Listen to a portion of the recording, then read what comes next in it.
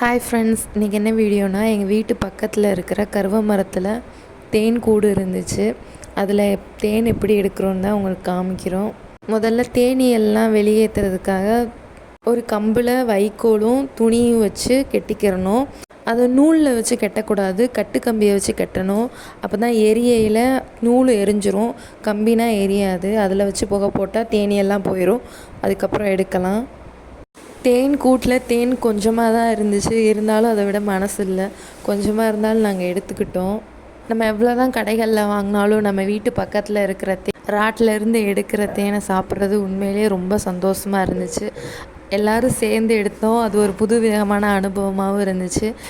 உங்களுக்கும் இதே மாதிரி தேன் ராட்டை எடுக்கிற வாய்ப்பு கிடச்சிச்சின்னா நீங்களும் எடுத்து சாப்பிடுங்க. இதே மாதிரி வீடியோஸ் பார்க்க எங்களோட சேனலை மறக்காமல் சப்ஸ்கிரைப் பண்ணுங்கள். பக்கத்தில் இருக்கிற பெல் ஐக்கானை கிளிக் பண்ணுங்கள். லைக் பண்ணுங்கள், ஷேர் பண்ணுங்கள்.